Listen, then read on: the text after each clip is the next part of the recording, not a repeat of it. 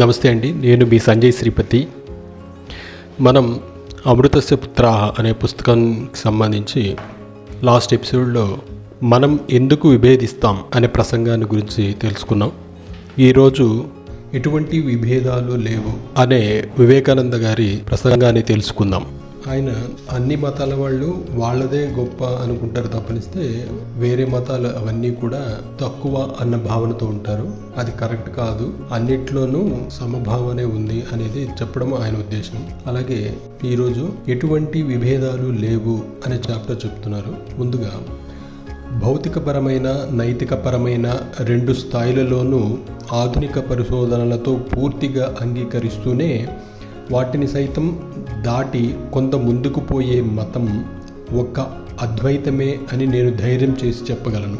అందుచేతనే అది ఆధునిక శాస్త్రజ్ఞులకు అంతగా నచ్చుతోంది. పాత ద్వైత సిద్ధాంతాలు వారి మేధస్సుకు చాలడం లేదని, వారి అవసరాలను తీర్చడం లేదని వారు భావిస్తున్నారు. మనిషి విశ్వాసం వట్టి నమ్మకంగా కాకుండా మేధోపరమైన విశ్వాసంగా ఉండాలి.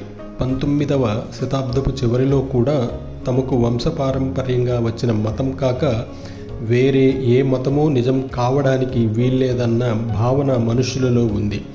ఇటువంటి అసహనం మనలో ఇంకా కొంత బలహీనత మిగిలి ఉందని చెప్పకనే చెబుతోంది. అటువంటి ఆలోచనల్ని తప్పక విడిచిపెట్టాలి. ఈ దేశంలోనే అంటే అమెరికాలో అలా జరుగుతోందని నేను చెప్పడం లేదు. ప్రతి దేశంలోనూ అన్నింటికంటే ఎక్కువగా మా భారతదేశంలోనే అటువంటి ఆలోచనలు ఉన్నాయి. ఈ అద్వైతాన్ని ఏనాడు ప్రజలకు అందనివ్వలేదు.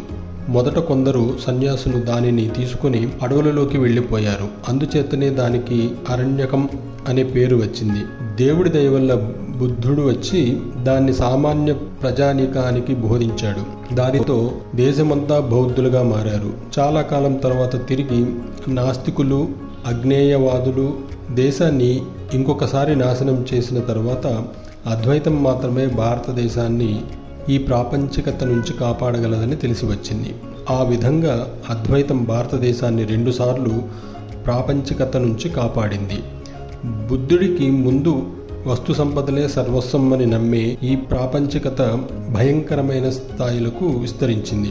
అది కూడా ఈనాటి ప్రాపంచికతలాగా కాకుండా మరింత నికృష్టమైన, అత్యంత అసహ్యకరమైన రకానికి చెందింది. ఉన్నది ఒక్కటే అని నమ్మేవాణ్ణి కాబట్టి ఒక విధంగా చూస్తే నేను కూడా ప్రాపంచికుణ్ణే. భౌతికవాదులు మీకు బోధించేది ఆ ఏక వస్తువు గురించే.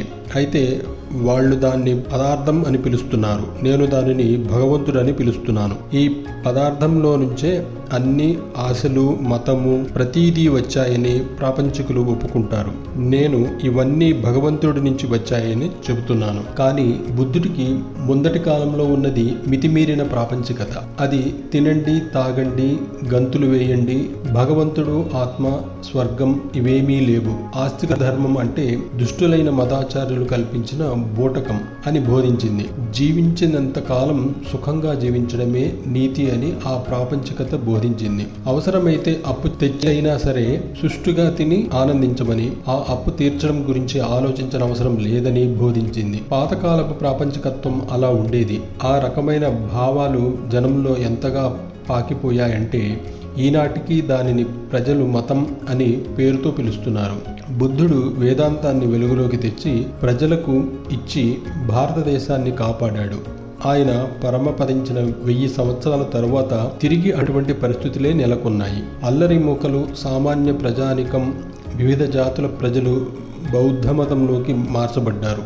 వీరిలో చాలామంది చదువు సంధ్యలు లేనివారు. అందువల్ల సహజంగానే బుద్ధుడి బోధలు కాలంతో పాటు హీనస్థితికి దిగజారాయి. ఈ విశ్వాన్ని పరిపాలించే భగవంతుడు ఒకడున్నాడని బౌద్ధులు బోధించలేదు. అందువల్ల ప్రజలు వారి వారి దేవుళ్లను, దయ్యాలను, భూత, ప్రేత, పిశాచాలను వెలికితీసి భారతదేశంలోని బౌద్ధ మతాన్ని పెద్ద కలగాపులగంగా మార్చారు. ప్రాపంచికత, భోగలాలసత మళ్లీ తలపైకెత్తింది. అది అగ్రకులాలలో విచ్చలవిడితనంగాను, నిమ్న కులాలలో మూఢనమ్మకాల రూపంలోనూ కనిపించింది. అప్పుడు శంకరాచార్యులు వచ్చారు.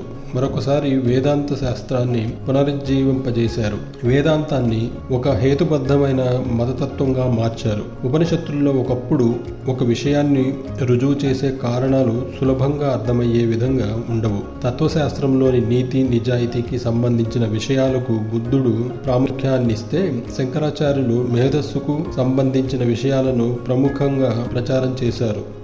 అద్వైత వేదాంతం యొక్క అన్ని అంశాలను క్రోడీకరించి హేతుబద్ధం చేసి సులభంగా ఆచరించడానికి వీలైన ఆ అద్భుతమైన మతాన్ని శంకరాచార్యులు ప్రజల ముందు ఉంచారు అంటూ ఈ ప్రసంగాన్ని ముగించడం జరిగింది. రేపు మనం మరొక ఎపిసోడ్లో మనం అద్వైతం ఒక హేతుబద్ధమైన మతం అనే విషయాన్ని గురించి తెలుసుకుందాం.